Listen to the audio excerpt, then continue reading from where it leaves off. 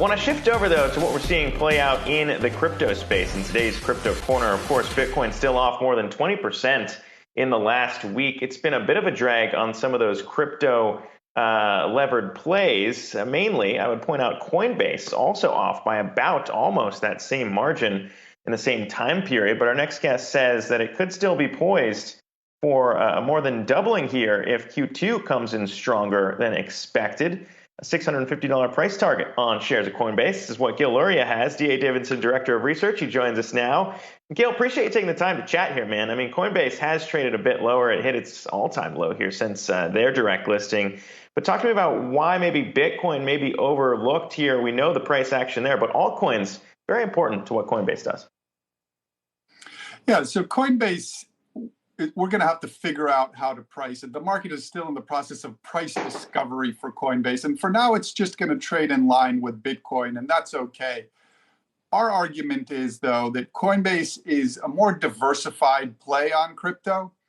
So not only do they trade other crypto assets, these days a lot of Ethereum and soon Dogecoin, but also they have to do a lot more. Their results have to do a lot more with volatility than with just asset prices. So the fact that there's been a tremendous amount of volatility, and even just in Bitcoin prices over the last few weeks, is actually very good for them. It's even better than Bitcoin continuing to go up because they get paid trading commissions.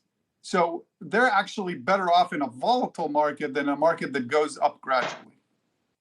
That's a very good point. I also feel like it'd be worthwhile to maybe point out the institutional growth that they reported kind of leading up to their debut, because that was really what they seem to be emphasizing. And I imagine a pullback here might be something of an entry point for maybe institutions thinking about it. Of course, MicroStrategy, one of those names out there that's been stacking Bitcoin on their balance sheet, buying some more here. But I mean, what does that side of the business look like in Q2 and moving forward, since we haven't necessarily seen some of those big name companies follow the likes of Tesla or Square in adding?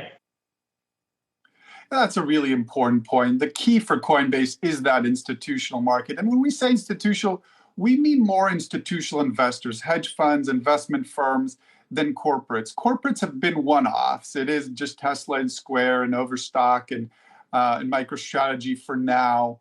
That may take longer to develop, but the fact that hedge funds and investment firms are now putting a certain allocation into crypto, that's something that's been a long time coming and looks like will continue going forward. And Coinbase benefits from that more than anybody else. I mean, if the case is really that it doesn't necessarily have to be Bitcoin, which I think most people would argue would agree with on Coinbase. I mean, what are some other coins you're watching right now that you see real upside? Well, Ethereum is the really other interest, is the other coin that's or currency or asset that's really interesting right now. A lot of development is happening on top of Ethereum. So it's a very innovative technology that will allow us to decentralize a lot of financial transactions. And there's a tremendous amount of capital and talent flowing to building those types of decentralized financial solutions on top of Ethereum. So that's the one that's getting more attention, and I believe will increasingly get more attention. Bitcoin does a lot of things really well.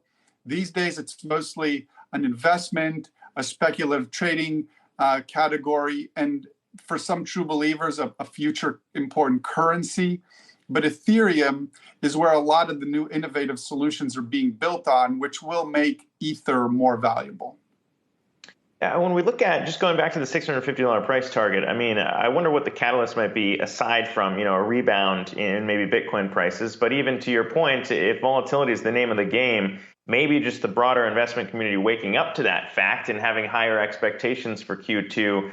I mean, what's the timeline look like for you over the next couple quarters here for Coinbase, since, that is some pretty serious upside at your price target? I think that's exactly how it's going to play out. Every quarter they report the growth, the type of spectacular growth that they've had so far this year. People are going to realize that it's not Bitcoin price that drives their fundamentals. It's volatility in crypto, it's activity in crypto, in a variety of types of crypto assets. And we're going to find that out quarter by quarter. The other thing we're going to find out is that they have a lot of sustainable growth, and they grow faster really than any other large cap by a mile. And as that happens quarter after quarter, they'll get the multiple that corresponds with that. If you think about the highest multiple stocks, Snowflake, Zoom, Okta, CrowdStrike, trading at 20 to 40 times revenue, Coinbase grows a lot faster than them, is more profitable than they are, and is trading at 8 times revenue. And so as they continue the fast growth rate, as it becomes more clear that it's not entirely dependent on crypto asset levels, at crypto asset price levels, I believe the stock will perform very well.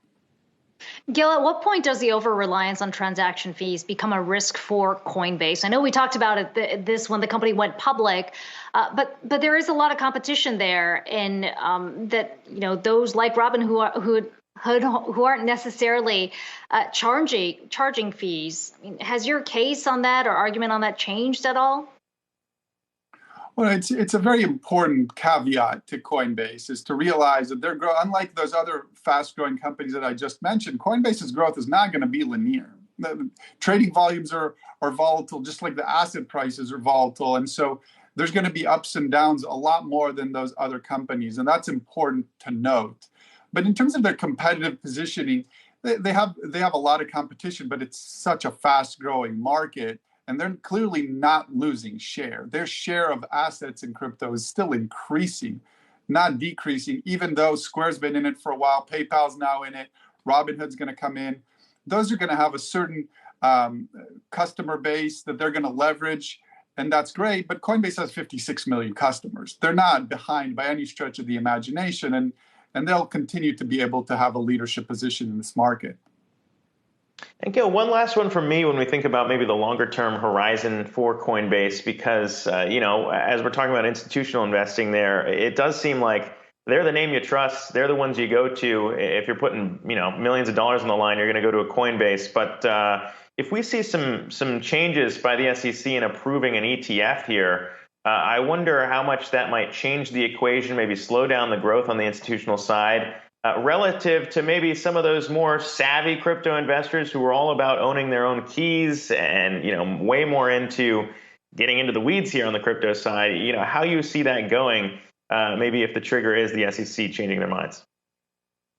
Yeah, I think there's going to be a market for that, but I actually think it'll be more a retail investing market that's going to gravitate to the ETF. If I want to have a multi-million-dollar position in crypto, I want to have a much better level of control of that than just owning the ETF. So I'm more likely to have a relationship with either a Coinbase or a Grayscale in order to have that large of a position, which is what institutional investors are going to have. But the ETF will help. It'll help create another form of liquidity, another way for retail investors to be involved. And so I do think that once the SEC gets around to it, I think they have a lot on their agenda, but once they get around to it, it'll be another positive push for the category. All right, D.A. Davidson, Director of Research, Gil Luria, appreciate you hopping on here to chat with us today. Be well.